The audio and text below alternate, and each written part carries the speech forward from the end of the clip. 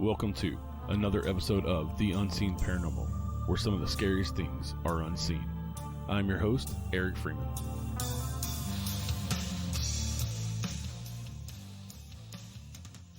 Hey everybody, welcome back to the show. Today we're chatting with paranormal author and researcher Gare Allen. Gare is the author of 14 books, including the number one bestseller, The Dead, A True Paranormal Story, as well as Ghost Crimes and the 7 Lesson series of books. He is also a writer for theghostdiaries.com and has had many experiences himself. You can find out more about him and his books at gareallen.com. That is G-A-R-E Allen.com. All his books are also available on Amazon and Kindle. Hey, Gare, welcome to the show. Thanks for joining us today. Hey, Eric. Thank you so much for having me on. So you wrote 14 books. Some of them, the majority of them are paranormal kind of based. You're also into rescue dogs and that whole stuff. I myself have 8 dogs that 6 of them are rescues. That's amazing. You must have the yard for it. Yeah. We got our backyard is fenced in with a privacy fence, and it's a half acre. And then the dogs have their own run that's like 100 foot long and 25 foot wide. So, wow. So that's amazing, Eric. And my next house that I'm actively looking now for at least 2.5 acres for the dog run. And believe me, that I have 2 dogs right now. I had 4 at one time, but trust me that I'm going to rival you. I'm going to challenge you to that 8 and maybe more. So I share your passion, my friend. Yeah, and I get it every once in a while. Some people that don't know me really well are like, your dog's just outside all the time. I'm like, no, that's not why I have 8 dogs. 3 of them sleep in the bed with us, and the rest of them sleep on the floor. Like, no, I wouldn't do that. I wouldn't have 8 dogs and 6 of them rescues if they all had to stay outside. That's wrong. Exactly. So my dogs have always been indoor dogs, but I have a Florida backyard, so I've got the pool. So I had my first dog as an adult was a Lab-Rottie mix. I couldn't keep him out of the pool. He just swam back and forth, and so he was awesome. But yeah, so I'm looking forward to getting that new house, and like I said, I'll see if I can match 8, if not more. Yeah, and I would tell all the listeners, go out and rescue a dog. They are so grateful, and they're such good dogs. It's just once you rescue one, that's where you'll get your dogs from now on. Yeah, and I worked in the pet industry for many years, and there's so many advantages to it. When you have, I'll use Rottweiler for example. There's a very specific cancer that attacks their skull, and it runs in the line. And so when you get a mixed breed, it actually helps to take those things out to a point. Right. So they're less susceptible to those things. But I have 2 dogs right now, and I have my first female dog, and incidentally, today is the 7-year anniversary of her being adopted into our home. And of course I had to put it on Facebook because it's all things dogs with me. And she was in charge of the day she got here. I'd never had a female dog before, good Lord. But she's a Belgian Malinois Staffordshire Terrier mix. And she was literally at the shelter 4 months old, and she was already house trained. She just was this amazingly smart, sweet dog. And there's just like, how was this dog not adopted? And I'm so glad I took a risk because I'd only had male dogs, and they seem to be a little bit more organized. Not as bright, but they were definitely organized and listened to verbal commands really well. So she definitely has her own mind made up sometimes, but she's amazing.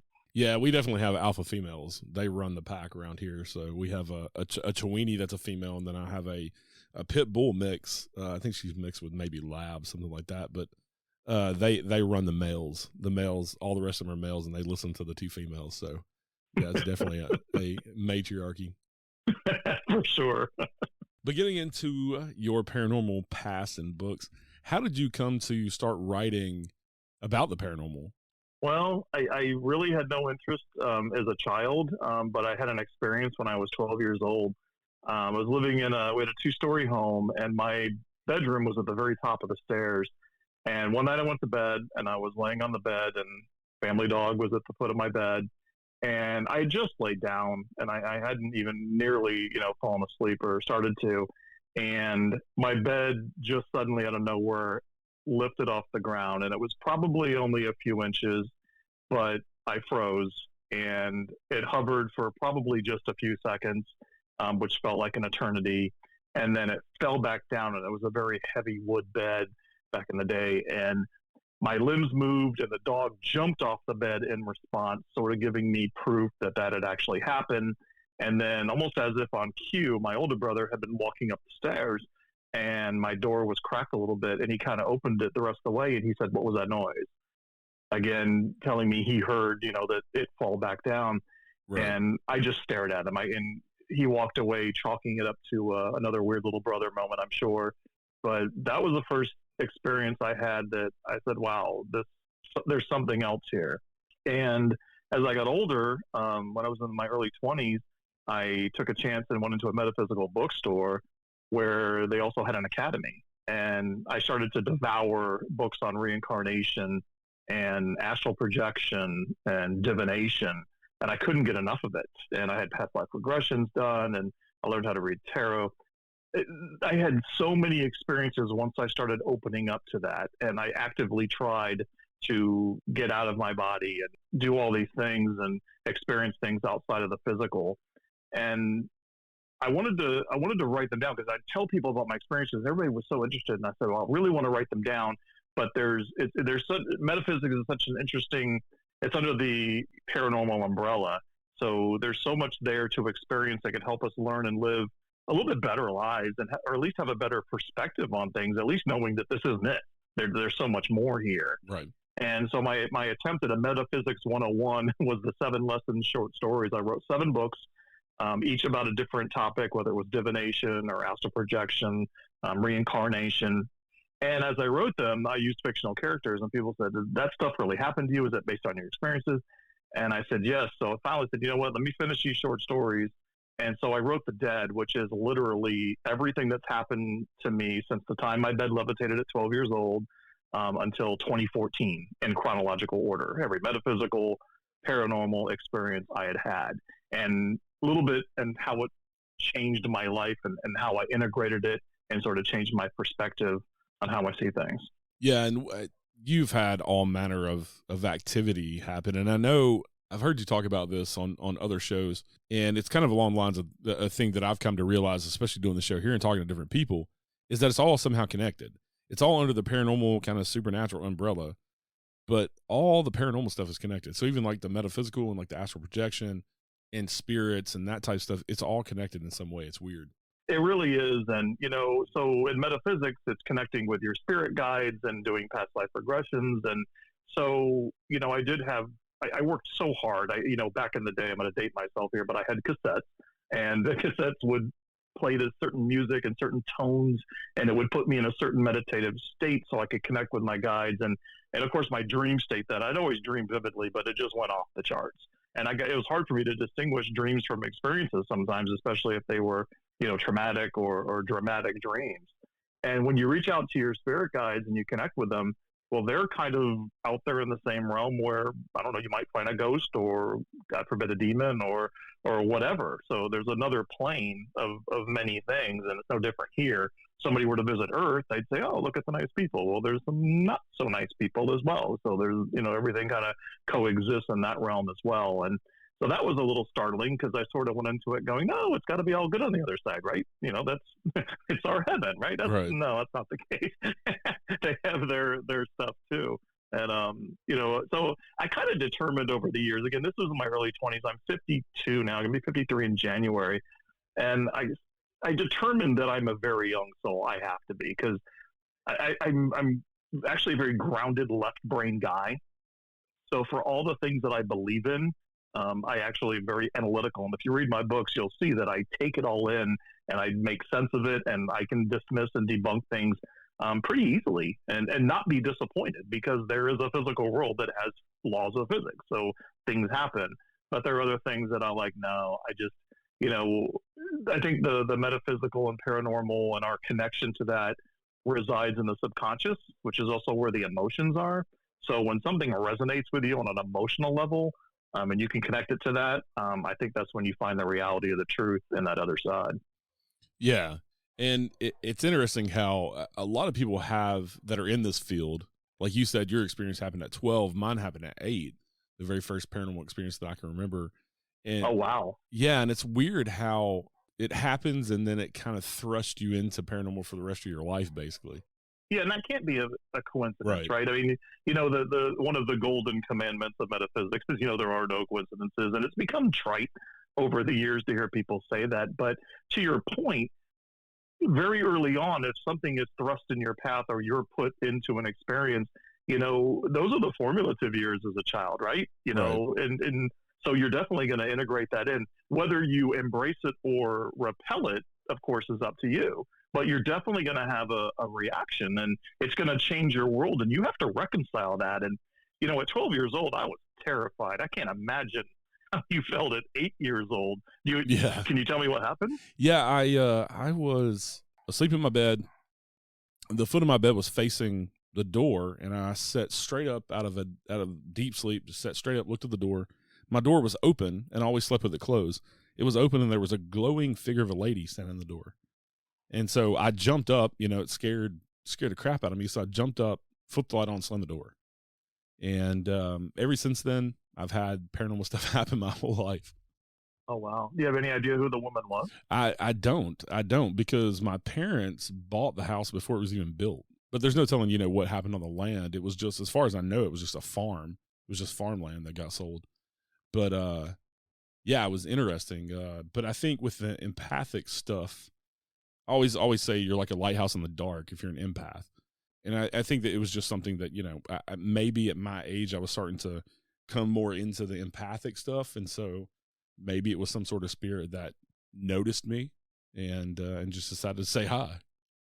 You know, I was on the X Zone last week with Rob McConnell, and we were talking about that. And you know, why do you think certain people are more apt to have the experiences? And I think if you pass away and, you know, days, you know, months, years go by, maybe even decades in some cases, and you realize that somebody in the physical world has the ability to see you, acknowledge you, or, you know, then I imagine there's a loneliness that sort of drives them to say, hey, oh, this person can, you know, see me or feel me. Right. And so there's that connection. I wonder if there's that lingering need, you know, to not be lonely even in the spirit form. I mean, it's a guess, obviously. I don't know. One day someone will interview a ghost and we'll have all the answers. Right. But until then, it's just you and I figuring it out, right? Right. Yeah, and to speak to that also, I think with that loneliness, I think in some places when people get scratched and stuff like that, I don't think it's anything necessarily negative or demonic. I just think it's maybe the only way they can get your attention. You know, I thought about that too. If they can manipulate things, there's knives, there's things they can pick up. They can do some damage if they wanted to, right? But they're not. So it may seem like, oh, they've got me. Trust me, they can do a lot worse. Right. So, but they didn't. So they, you know, to your point, I think they're just, yeah, they definitely want to get your attention. Yeah. You've written a couple of books that I think it's a really cool concept, where you actually met this detective in real life who had stories, and you've heard other stories from police officers and people in law enforcement. But this one detective kind of had this crazy paranormal stuff go on while he was a detective down in Florida. And you kind of base this novel off of him as the character. And the novel itself is kind of fictional, but the experiences are real. Correct. And so I've always been a fan of the X-Files, right? And what Chris Carter did was he made every episode was a new case, which was brilliant. And then he weaved them all together with the whole alien conspiracy, you know, government cover-up storyline. And so you were pulled in on two fronts. And I just thought that was genius. So in Ghost Crime, so I got in contact with a former detective, and throughout his career and many years, he unfortunately went through these experiences. And I say unfortunately because he was not open to the paranormal, and it wasn't the fun ghostly paranormal. It was demonic paranormal for the most part, and which resulted in a lot of harm and even death. And back in the 80s, you know, you could be that spooky molder that was made fun of at the office because people weren't open to it, right? And you can't go back and say, yeah, I solved the crime, it was a ghost. You know, that doesn't fly. And you need something more. The families need more. And so he unfortunately just endured some pretty horrific things. As time went on, you know, it became a little more accepting. And even these days, when I was doing my research for the book, it was very interesting because I was like, okay, the first book, Ghost Crimes, is 6 chapters and it's 6 cases. And I weave them together, again, paying homage to, you know, Chris Carter and how he did the X-Files. And when Detective Burke came into the scene, he had no previous experience other than having lost the love of his life. And so there was already this heaviness to him. So I made him extremely overweight. And so there was a physical heaviness and a mental and emotional heaviness. And it was a very, very heavy book. And so when I put it together, it was important that it was heavy, and it was almost too heavy. In fact, some of the stories he told me were just horrible. And one of the stories actually came from my childhood. Actually, two of the stories have elements of my childhood experiences. And they both involve the killing of dogs, which, you know, anybody who's been listening to this, or we already established that we love dogs. Right. So someone actually sent me a message and said, "How in the world did you kill a dog?" And I said, "I know. I did not enjoy writing that in any way, shape, or form." So the chapters and the cases are absolutely based on things that happened, with a fictional narrative to bring it all together. And so that's how Ghost Crimes came about. So what are some of the stories that you've heard from law enforcement? Because they tend to be kind of tight-lipped because they don't want their credibility called into question. For one, I mean, they don't want to get up in front of a defense attorney and lose a case, you know, on somebody who's absolutely guilty of murdering somebody or something because, you know, the defense attorney brings up that they're into the paranormal or something. So what kind of stories did you hear from law enforcement? Yeah, so some of the stories are, they can say, okay, there was a paranormal element to it, but we determined that the person passed this way. So as long as you can kind of separate it, then you don't really have to, you know, include it. But there were cases where the action was taken by a paranormal force, and that was a little more difficult to explain and bring back. But what I started to say earlier, and I got sidetracked, was that when I was doing my research about writing case files, I realized that every state has a different way. There's not one formulated way to write a case file or formulate a case file. So a lot of them followed a similar pattern, though. Like the first number is the state, the second number is the county, then the city, then the type of crime, and then you would break it down from there. But what I found was there's actually a code for paranormal now for case files that has a paranormal element. Oh, wow. So, that was kind of surprising to see. So all of mine, I believe it was 11 here in Florida. So all of the case files you'll see in Ghost Crimes end in that 11, denoting that. So there was one EMT who had only been doing it for about 2 years. And they responded to a woman had called and said that there was another woman dead in an apartment. And so he and his partner got there a few minutes later, and they walked up to the door, and the door was half open. And so they pushed it, and to the left was a woman standing there, and she had like a yellow bathrobe and long brown hair. And she just pointed to the stairs to his right. And he assumed that, okay, that's, you know, where the woman that passed away is. And so they hurried upstairs and found the woman dead on the floor, and it was the same woman in the yellow robe with the long brown hair. Oh, wow. And not to sound like a cheesy movie, but the call came from inside the house. So they determined later that the woman lived by herself. So who made the call? Wow. So it was, but again, the woman had died. I forget it was natural causes, but she had a health, no, it wasn't natural because she had a health concern, but they determined how she had passed, and she was on medications and things like that. There was no foul play involved, was the point of that. So he didn't need to tell them that somebody, you know, what he saw was, he assumed the woman's ghost showing him where her body was, so the family could be contacted. So there was a bit of, oh my gosh, this happened. But then, you know what? This was kind of cool because had that, again, assuming the ghost made the call, how long would this woman have been by herself in the apartment, and her family was now able to react and give her a proper burial, you know? So that brought solace to him that he was able to do that. Yeah, that's pretty incredible. I was an EMT for 14 years. I never had anything like that happen to me. Oh, you're kidding. No. Yeah, I was in medicine for 20 years. Oh, wow. Yeah. And you're the one guy who'd want something to happen. Yeah. You're like waiting for it to happen. I did have a few things. I've talked about them before. I did have a few things throughout the years, but for the most part, your focus is not kind of your mind space, even though I've always, you know, been in the paranormal since I was a kid. Your mind space, that's not where you're at. You're there to help somebody. And so I never had anything that jumped out at me enough, anything like that, you know, while I was on the job. I had some crazy stuff happen, but nothing that crazy. Well, I just published Ghost Crimes, the second book in the series, and so I switched gears. So this is it's a fictional story, but again, I've got elements of stories that were conveyed to me by first responders, and I incorporated them in. So what I learned from gathering these stories was everybody was like, hey, keep me anonymous, but here's what happened. Take it or leave it, debunk it, share it, call it a ghost story, whatever you want to do. All I'm telling you is this is what happened. And at first they were like, kind of like thinking I'm going to think they're crazy. And then they realize I don't think they're crazy. Then they're like, oh, and then this happened. And then the floodgates opened. Right. And I think it was therapeutic to say, okay, oh my God, I haven't told anybody this ever, or I've only told my spouse, and it's finally, I can tell somebody else, because you think, oh, your spouse is always going to support you, right? But now a total stranger hears you say it, and they don't think you're crazy. And so it just makes you feel better. So what I did with the second Ghost Crimes, in order to get these stories in there, is I created a support group.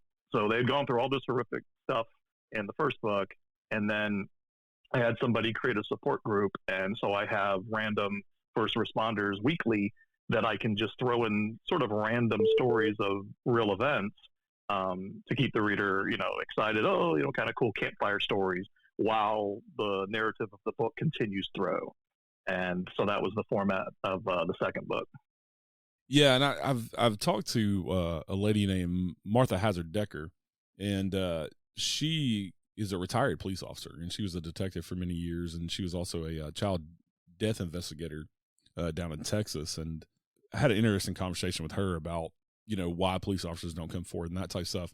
And she was always the one that kind of toward the end of her career, she said it all kind of got around that she was the paranormal cop, and so they weird stuff they would call her. And she said even now that she's retired, if there's anything weird in the police departments around where she lives in Texas, that they will still call her and have her come out and help them with the paranormal part of the job.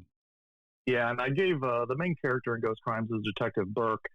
And so in the second book, he attends these meetings, and it's really part of his therapy and recovery from what he endured and went through. But at the same time, he's sort of seen as the expert just because he's had so many experiences, but he's very much a reluctant expert. So, and he's kind of a crass, kind of self-involved guy. And so his delivery is, he's always like 2 words short of being helpful. He almost gets there, but, and that's part of it. He's growing as a person. He's very introverted and, for many, many years. And now he's coming out of his shell, and I dropped a ton of weight off of him, again, shedding the darkness behind him of those experiences. Now I shed the weight as well. So he sort of has a new life, but because of his experiences, he's sort of drawn to it. But I have a couple scenes where other detectives or officers, definitely approach him, looking for insight to experiences they had as well. So the inspiration, the real detective for Berg, you said that he had some like demonic things happen while he was a police officer. What were some of those things and that he kind of got into, didn't want to be in? Oh my gosh, there's the biggie. So he went. It's so disturbing. I really don't like writing about demons and things like that, but unfortunately, they're just it's just part of the world out there or here. Right. So they respond to a call that a frantic woman, someone's hurting her son, and they show up, and the son is literally pinned on the wall by an unseen force. Legs are dangling. One of the arms is broken, and he described it as a wet noodle, just dangling there, and the child is just screaming for help, and you can almost see you see something smacking the child's head one way and then back the other, like continuous slaps, and just red blotches appearing. And he said it just all happened within seconds, but this poor child is just pinned against the wall, being battered by an unseen force. The mother is screaming, the child is screaming, and there was another police officer there. It was a police officer there with a detective, and he takes a cross off his neck, and he runs up and he reaches as high as he can, and he puts it on the chest of the young boy, and instantly the boy falls to the ground and is released, and it's over.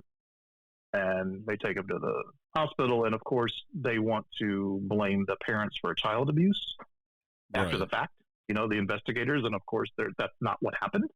But what happened is not something they can say that's what happened. Right. They weren't there when it started.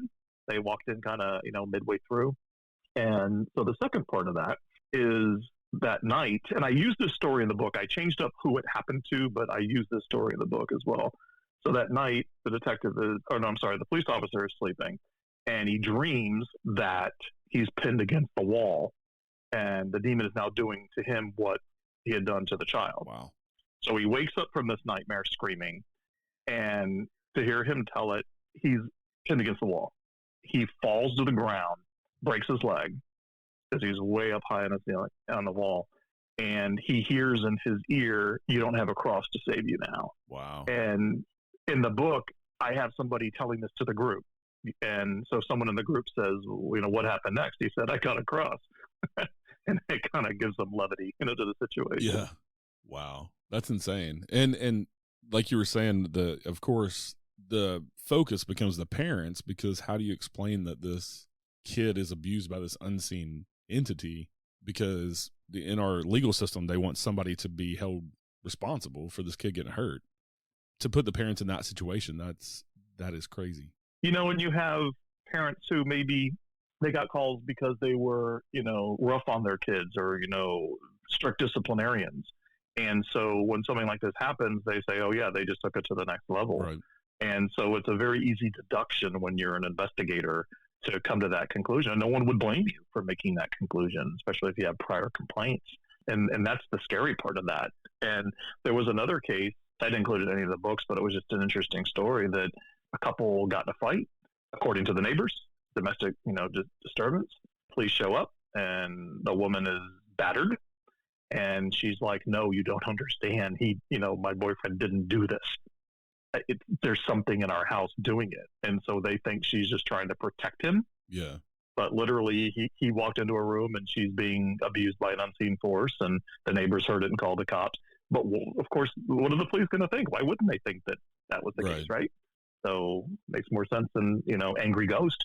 There are a lot of people out there who've been convicted of murder and other things who, will go to the lethal injection stating they're innocent.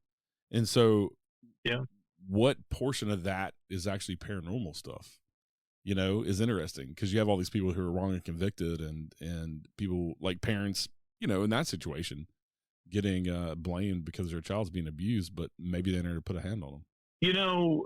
I've talked a lot about that too. It's like, okay, so let's say that someone actually takes a step further, so they're able to manipulate you, your thoughts, and even your actions, and make you perform something horrible on another person. I mean, you hear about that happening, and it's like, okay, so does that mean it's a super strong demon, or are you more susceptible to being controlled for whatever reason?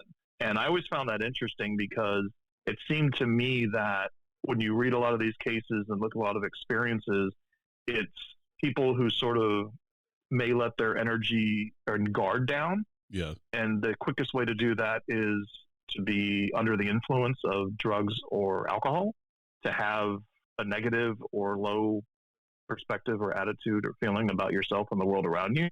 So that's easy for someone or something to come in and say, "Hey," and motivate you or put ideas in your head. I think you're more open to that. So you're searching for answers, you're searching for assistance and help, and then you hear these thoughts in your head, and so they seem like a good idea, or they play on the anger, and it feels good to release the anger, or maybe you feel like you're owed and someone should suffer just like you are. I don't know. That's a very dark rabbit hole to go down. But I definitely have made those connections throughout the years of the people I've interacted with, the stories I've read.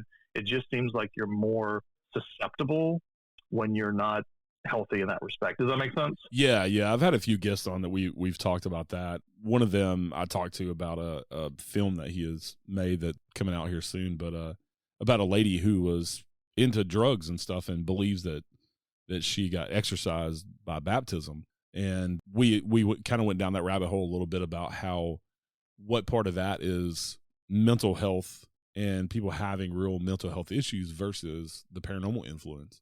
Yeah, I mean, and is there a thin line between the two?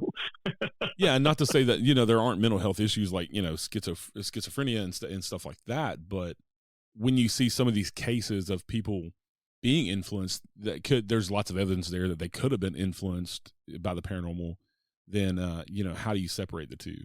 It's kind of it's a difficult subject. It's a difficult thing to separate the two, especially if somebody's claiming that it's paranormal that influenced them to do whatever bad behavior they did. Yeah, it's one thing if you discover the influence on the other side, because if it's presented as the reason, now you think someone's trying to shift the blame. And so, our reactions are very specific, and how things are presented to us. I don't know, again, maybe there's a paranormal study of that somewhere we don't know about, and someone's getting information on that. But that's a darker world than I want to venture into right now. Right. Well, and I think with mental health, we've come a long way in the past 50 years, especially from barbaric treatments, and mental health is definitely looked at differently. Now you actually have parapsychologists and stuff too that are kind of bridging the gap between the two. But yeah, it's still a very difficult thing to kind of wrap your head around and think that, because when it comes to like crimes, and you have victims, you want somebody, I mean, in general, as a society, we want somebody to pay for that. And when it could be something that we can't even see and don't understand, it's hard to do that. Yeah, I mean, the invisible forces, whether it's a thought in your head or an emotional impulse that makes you act or makes you feel a certain way. And the mental illness part, did you ever read any of Jane Roberts' metaphysical books? I have not. She went way back, and she channeled these books. Her guides actually came through and wrote the books for her. And they went back and she wrote an amazing story about an older woman, having, mental health. And she was essentially in her mind just time traveling back to the happiest part of her life, which is when she was a new mother and the children were young. So the children were distraught because she kept referring to them and talking to them about events that happened in the past as if they were having, an eighth grade birthday party or something. And of course, these are grown adults. And so they thought she was crazy and suffering. And she was actually living in the most amazing part of her life because she was near death. And what was interesting in the book was she brought up the strongest sense of recall is scent. So certain things would send her back into the time. And so I thought that was interesting. So if you kind of pay attention to some of the particulars, if somebody's, being thrust back and maybe there's a certain trigger, whether it's something they see or hear or smell or feel, maybe we can help them kind of sidestep those things. I don't know. It made me start to think about that and when people, lose themselves in their minds. Yeah, getting into the mind stuff, metaphysical or paranormal influence, it's kind of a rabbit hole that you can go down and look at all these different avenues and talking about mental health and people who have claimed to, have been possessed when they killed somebody or did something bad. It's a crazy rabbit hole to go down. I mean, there's definitely enough stories out there. I was out of my mind. I didn't know what I was doing. Right. And, it sounds like a lazy cop-out, but to what we're talking about, it literally defines having been controlled. Yeah, and it comes down to the whole thing, like your book's called Ghost Crimes, and that's kind of what it would be. Exactly. When somebody read the book the first time, they said to me, well, the ghost didn't really commit a crime. I said, okay, for the first time, I didn't do something literal. I'm a literal guy, I get it. But this actually referred to the crimes associated with the paranormal in different ways. Right. So I was like, wow, the one time I'm not literal, somebody calls me out on it. Yeah. So to switch gears a little bit, you have had a past life regression. I've had several over the years. And then again, back in the day with my cassettes, I pretty much every night for years, I regressed back and I don't want to say stuck, but I was definitely visiting and reliving a particular lifetime. And it was a very short, miserable lifetime, but some good came out of it. So essentially what happened was I connected to a lifetime where I was late 20s. My name was Charles, and I rode a motorcycle, and I lived in Chicago, and I did yard work or landscaping during the year when I could, and then took the winters off. And pretty humdrum kind of life, and less than average looking dude, but scored this amazing, beautiful woman named Julia and started dating. And again, unremarkable story, unfortunately.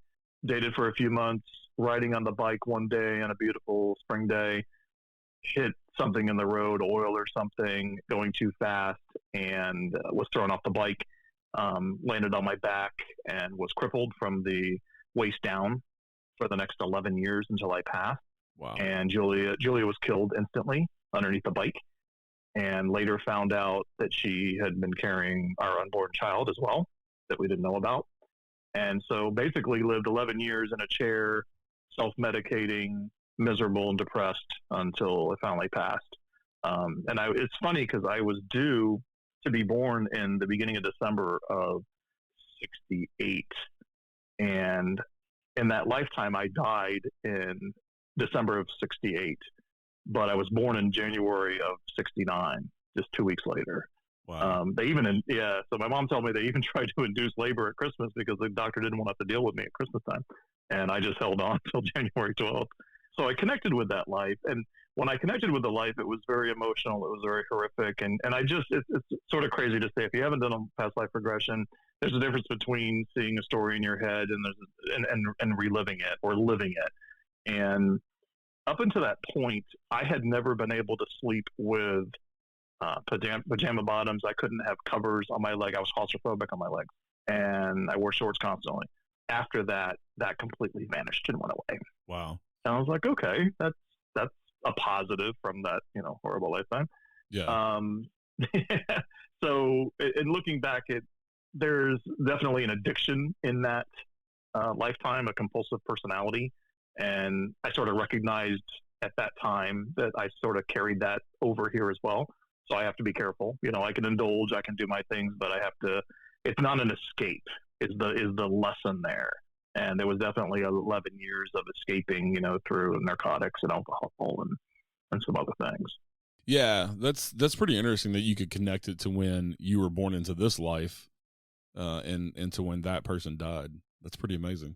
Yeah, and the sadder thing about that is whether you put, you don't have to put a gun to your head or a knife to your throat to commit suicide. A slow suicide through the excessive intake of drugs and alcohol is still a form of killing yourself. Right. And, so as long as you understand that, it's sort of the same thing. And that's crazy, and I think what I've learned so far is there's a shift in perspective that's needed when you get down and you get dark and, you don't see the forest for the trees. And it's just a matter of seeing things differently, even if you can't right now, but you go on a quest.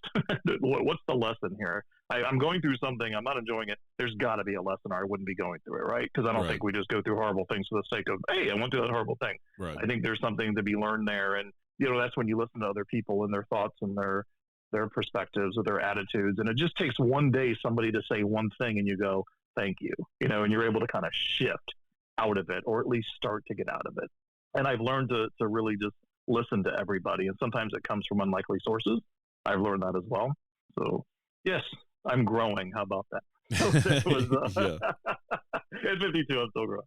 But there was another lifetime that I connected with, and it came from a recurring dream. So I had a recurring dream that I was a Native American on a horse, and we had slaughtered a wagon trail of, white people that were, just going wherever they were going, and everybody was dead. And then this little girl sort of comes out from underneath a blanket in one of the wagons, and she had been hiding, and she looks right at me. And I pull my arrow back, and I'm about to release it, and I wake up. And I have this for years, just years. And it's just, like I said, I'd always dream vividly, I still do, but it just kept having it over and over and over. And put it aside. And one day I'm talking to my mother before she passed, and she had an amazing experience where she got up very early in the morning and there was a full moon, and she swore to me that she saw an angel on the moon, and she couldn't believe it. Now, my mother was grounded, never talked about paranormal metaphysics. She just wasn't one of those people. And she just was wide-eyed telling me, like, you have to believe me. And I'm like, I believe you. And unfortunately, I kind of knew that, she would be passing soon. To me, that was a very clear sign. And it did happen several months later, unfortunately. But I started talking about dreams. I said, did you have any dreams last night? Because, maybe it was a dream. She's like, no, it wasn't a dream. And I said, have you ever had an intense dream or the same dream over and over? And she said, yeah. She goes, I had this dream all the time that I'm a young girl on a wagon and there's a Native American aiming an arrow at me.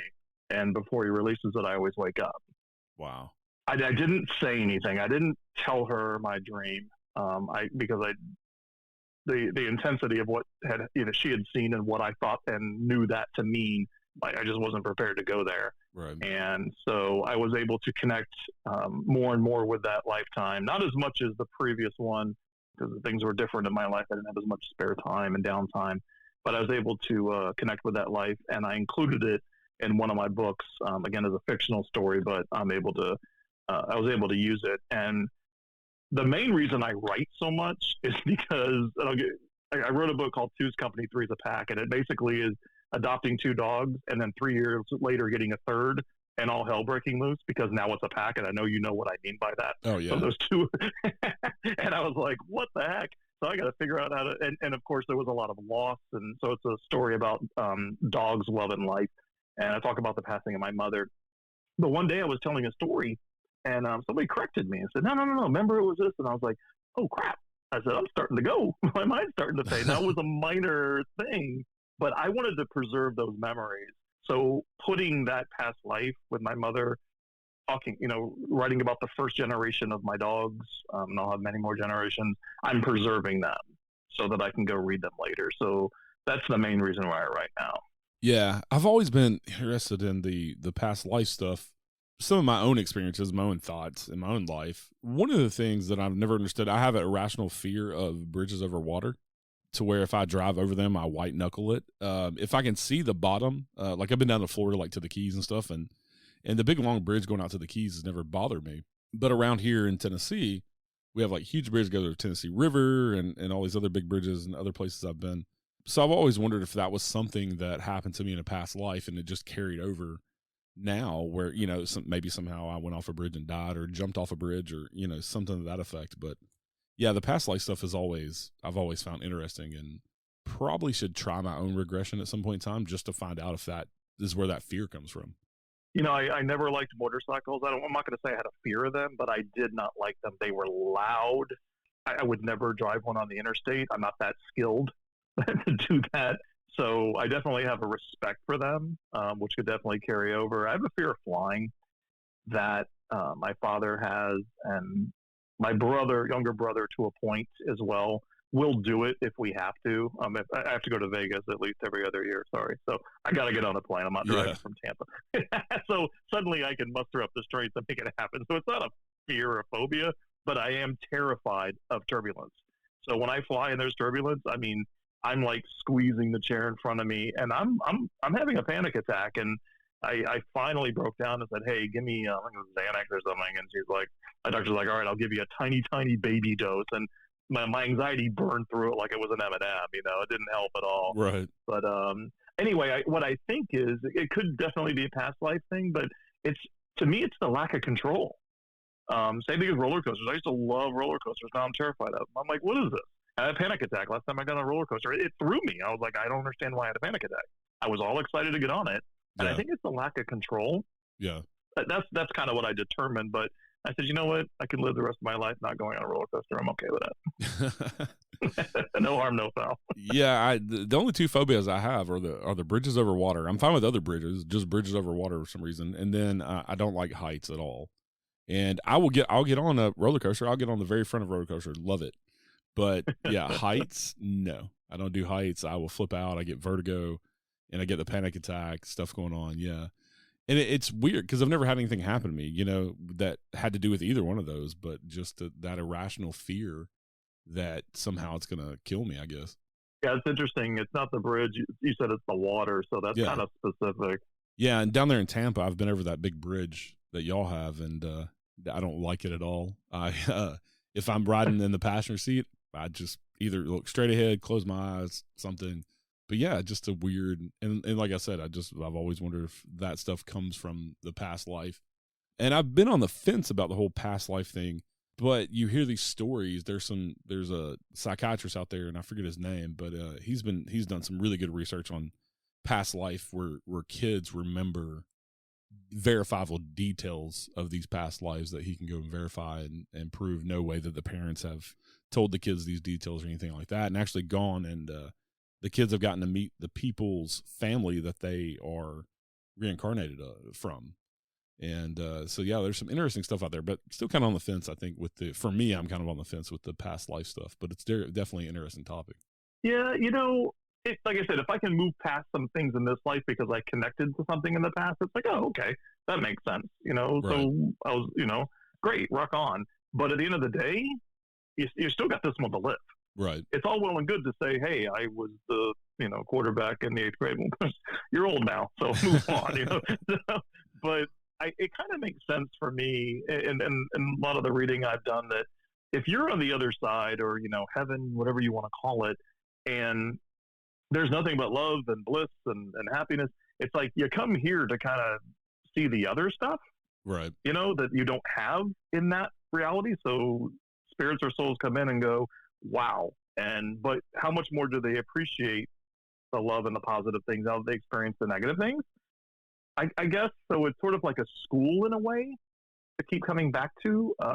That's kind of how I look at it. Yeah. And I don't know. My attitude is, every time I do something stupid, I'm like, yep, young soul. And it's like, but you know what? I'm not gonna apologize for being in the 2nd grade, right? We all have to go through school. So it's not something I measure, and I don't blame. I don't like lima beans, whatever. It has nothing to do with it. If it has to do with something with the past life, whatever. But if I have something traumatic I want to move past, it might be an interesting therapy, to look into, or right. at that point, it couldn't hurt, right? Right. Yeah, and especially if you're like the approach that you're talking about taking, that to move past something, or to learn a lesson. I think it definitely doesn't hurt to dive into and look for that. Yeah, I mean, we're all trying to heal, and somebody regresses you back to your childhood, and you've repressed a memory of something awful, which people have no problem accepting that is a real thing, right? Right. So you just go back a little bit further, and then they are shocked, and they're like, whoa. Brian Weiss wrote a book called Many Lives, Many Masters, where he regressed a woman back, and she kept going back and back. And he just said, hey, here's what she said. But she was able to release so many phobias and so many fears from this lifetime by connecting with those. And, you can argue that she created an elaborate imagination of lifetimes. But you know what? Kudos to her, because that helped her release the phobias now. So whether or not they actually happen doesn't matter. Right. Because she's healthy now, in that respect. So I don't know that knowing and I'm doing air quotes here, truth, is actually that important to me. If an experience helped, it happened as far as I'm concerned. But, the validation or proving to somebody else that something is or isn't, or does or doesn't exist, it's like, that's not important. For me, I'm all about the experience. I'm here for God knows how long. And things happened to me that, sparked my interest and sent me down a certain road, and I'm digging it. So I'm continuing down the road. Yeah. And that's kind of how I am too, is when it comes, I've had lots of paranormal experiences and things happen to me, that paranormal wise. And I've just, when I was younger, I kind of shied away from the empathic stuff and kind of telling people about it, because I thought, what are they going to think about me? Well, now that I've gotten older, I'm pushing 40. I'm just like, I don't care. Like, this is who I am, and this is, these are my experiences, and you can believe me or not. You can think I'm crazy. I really don't care at this point. Like, this is what I've been through and what I've seen. And if you don't believe it, it's just because you've never experienced something. So let me ask you, as an empath, so are you an emotional person? I am not a overly emotional person, but there have been times where I've taken on other people's emotions. But it's easy for me to recognize in a way because I'm not an overly emotional person. Oh, so it's almost like a foreign feeling comes in, and you can identify it pretty quickly because of that. Yeah. Especially because I'm typically a pretty happy-go-lucky type of person. I'm usually in a good mood and most of that. So if I'm out and about in a good mood and suddenly, I feel like this anger, I've kind of had to identify that and recognize this is not mine. I have to let this go. This belongs to somebody else.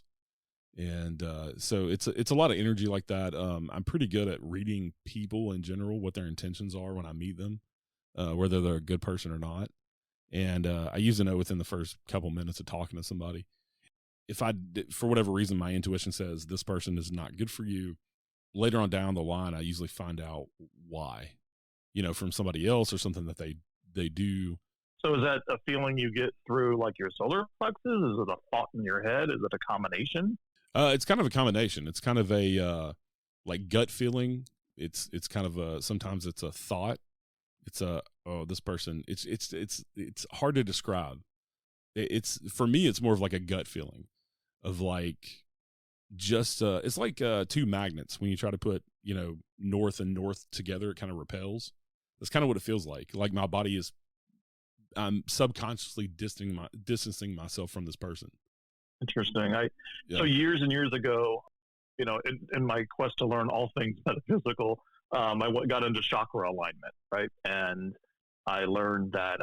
So I would be walking through the mall, and I would like almost buckle over because I'd have this sharp pain in my stomach, and I'd look and I'd see somebody, and I just could feel their pain. I felt like they, you know, weren't doing well, but I never could like identify what it was or anything. But I kind of felt like, oh my gosh, I'm taking on other people's anguish here. Yeah. And I can't imagine that's healthy, so I don't want to do that.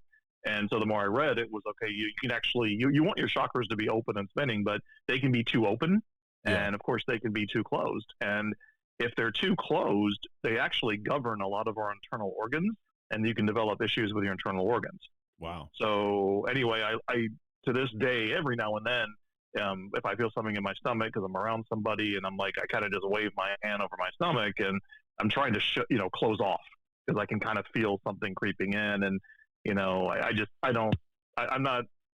haven't done enough study or to learn what it is. And, you know, I'm going to say, hey, by the way, I just felt your pain, and it's okay that, you know, you failed that test. You know, it's like, that's not me. I'm not going to get in there and try and figure it out. You know, I have my own stuff going on, so I can't be that guy, unfortunately.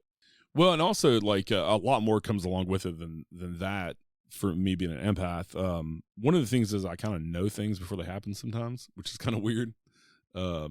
I will say things to my husband. I'll tell him things I feel about people, and then, you know, a couple of days later it'll be true. And weird things like that. I have a really strong connection with my husband to where me and him both will say things that the other one is thinking that's completely off any topic that we've even discussed. We could be riding a car in silence for 20 minutes, and then one of us will say exactly what the other one's thinking all the time. Oh, wow. It happens all the time, almost on a daily basis. I did the same thing with my mom when she was alive. She passed away in 2009, but me and her were on that level my entire life. Of I would come home like from school excited about something that happened, and she would tell me before I could even tell her. And so, and there would be no way that she knew what happened to me at school that day that I was excited about or whatever, you know. But yeah, we always had that connection. I've always had that connection with different people in my life. It's weird, but embracing it definitely helped me feel less weird about it, I guess. Now, do you have prophetic dreams as well, or does it just happen in the waking state? Never had any prophetic dreams. I have had dreams about family members after they've died. One of the probably the most interesting ones, I had a family member of mine who overdosed and passed away a few years ago. And the week leading up to her funeral, I kept having dreams, this dream of open doors in my house, open cabinet doors, open doors, period. And then it started happening physically in my house where the cabinet doors would be open. And I'm like, my husband, Roger, I'm like, why did you leave the cabinet door open? You know, just like, would you quit leaving cabinet doors open? And he's like, it's not me. I'm not doing it. And then the night before her funeral, I had another dream where I was walking down my hallway into my kitchen, and she was in front of me, and she walked out the back door. Before she walked out the back door, she turned around and waved at me, and then she walked out the back door and shut it behind her, and didn't have any more dreams about her after that. Didn't have any more open cabinet doors or open bedroom doors, anything like that. So I think that was just her way of saying, hey, I'm here. And then, you know, whenever she closed the door behind her, she's kind of crossed over and went to the next existence. And so I didn't have any more cabinet doors open. Wow. Do we have time for another story, or? Yeah. So my mother also passed in 2009, and fortunately she passed in my home. And I didn't realize it. The last time I talked to her that evening, she actually said goodbye to me. I just didn't understand what she was saying. So it was only in hindsight that I realized what she was saying was basically goodbye. And I was pretty distraught over that. So for a very, very long time. And for months and months, every single night, I dreamt of my mother, but I could never see her eyes. Of course, being in the metaphysical and paranormal, you know, I overanalyzed it beyond the point of ridiculousness, but I was struggling, you know, and I felt guilty, and, you know, I was having a tough time getting through the grief process. And it finally hit me one day. when we came back from the hospital after my mother had passed, it was about 2 o'clock in the morning, and my brother gets a phone call, and he sort of like answers it, and he looks at me and he says, "It's the hospital. They want to know if they can harvest mom's eyes because she's an organ donor." And I go, "Well, she's an organ donor. Why are they asking?" And it was the weirdest, and I completely just forgot about it. And then I connected that to the dreams where I couldn't see her eyes. Wow. Then it sent me on another path. So then I stopped dreaming of her. I said, okay, well, where do we go when we die? Is my mother okay? Is she at peace? So then I kind of spiraled down that. So I'm at the gym and I'm with a friend of mine, and I'm kind of letting go and kind of losing it a little bit. And I'm like, I don't know, how to know if my mom's okay. And he's just looking at me like, dude, I don't know. I can spot you on the bench, but I can't help you with this stuff. But he's a real nice guy. He's trying to help me. Yeah. And so anyway, I drove home, and I get home and I come into the house. And I always say this, for anybody listening, it's like there was no TV, there was no, even the air conditioner wasn't on, there was no radio, the dogs that were outside, they weren't inside barking. And so I get in the kitchen and I turn on my phone because I just want to send them a quick text saying, hey, thanks for listening to me, ramble on. So I hit the voice dictation, and as soon as I hit it, it beeps, and then it beeps off, like instantly. Not even a second, just right off and on. And I go to hit it again, but it had recorded 2 words, "Mom, good." Wow. And I was like, I'm good now. So, yeah. So a lot of people ask me, did your mother say goodbye to you? And I'm like, yes, but later. Yeah. I dreamt of my mother too. And it didn't happen until I think I was ready. So I think that they don't until they know you're ready, to see them one last time. Yeah, that was a tough one. I will have to say, when my mother grew up on the beach, took us to the beach as we were growing up, living in Florida, obviously. And we had talked one day, and I said, do you want a service? No, I don't want a service. Just spread my ashes at the beach. And I said, okay. And so unfortunately that day came, and so we had her cremated, and we're driving to the beach, and I just reached out to whoever would listen, and I said, I don't know who's listening right now, but, a pod of dolphins would be amazing as we're doing this, because it was a beautiful, sunny Florida day. What a great way to pay, homage. And so we get there, and not one, but 2 pods of dolphins show up. Wow. And yeah, so just I silently thanked whoever or whatever that was that made that happen. Yeah, that's pretty awesome. So what else do you have coming up? You've written 14 books now. What is next for you? So I am writing Ghost Crimes as a screenplay, and as 6 episodes, as opposed to writing it as a movie. I think it would do better as a series than a book. And once that's done, hope to shop that out there and have somebody pick it up. And then I've already got an outline started for Ghost Crimes 3, the book 3 in the series. Awesome. And yeah, so I'm hoping to have something happen with the Ghost Crime series. I think it can just continue to go on and on with the endless stories from first responders and poor Detective Burke, trying to make it in the world and figure out how to be socially acceptable, having fun with that. And of course, get the house with a couple acres and 8 or more dogs. Right. Yeah, I think it would be a great series. I think it would do really well. I love the concept of that being a TV show. Yeah, other than a movie. Yeah, and I brought a character, a younger character from the first book, and it sort of joined the main detective and then his partner, the other detective. So there's a trio now, sort of going after the paranormal, and they've got their own stuff still to shake off, and their relationships, grow through the books, and they'll continue to grow. But and we all deal with those experiences differently. So I made sure that all 3 of them are dealing with them completely differently. So people read it and they're struggling with their own paranormal experiences. They can sort of say, hey, okay, this is how this person is dealing with it, or how the other people are helping them cope with it or get through it. Because my father's one of them. My father had a massive heart attack, and, technically, he passed, and they brought him back. And, and he said there was a white light. Of course, I heard that, and I, took out my pen and started making notes, but he didn't want to talk. He did not want to talk about it. In fact, he got up and walked away from me. It terrified him that much. So the fact that he said it, it was more of a, why do you believe in that stuff? Because I saw a white light too, but whatever, it didn't mean anything. And I was like, wait a minute, back up. But it terrified him. So for some people, when these things happen, it's not like you or I, where we're like, more please. It's just, some people have the opposite reaction. And that can be traumatic. And I think with some people, it actually tugs at the fiber of what they perceive as reality. And there's a discomfort and not knowing your surroundings or not understanding your surroundings. And that can make you feel very unsafe. Right. And so I can get that. I can understand that.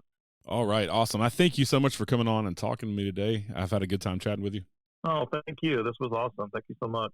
All right, everybody, go check out Ghost Crimes and all of Gare's other books at gareallen.com, or you can find his books on Amazon and Kindle, and I will put all that stuff in the show notes. But thank you again, Gare. And as always, everybody, have a great day and stay safe out there. Join us next time for a new episode of The Unseen Paranormal. Until then, head over to the Unseen Paranormal Lounge on Facebook for all the latest updates and discussions about the show. You can also find us on Instagram, Twitter, or at unseenparanormalpodcast.com. And please rate, review, share, and subscribe to help more people discover the show. The Unseen Paranormal Podcast is proud to be the ambassador for paranormal for Verbal.com. A big thank you to my friend Chris Lips for the awesome theme music. You can find more of his music on Apple, Amazon, or Spotify. And as always, thank you for listening. You have come to the end of the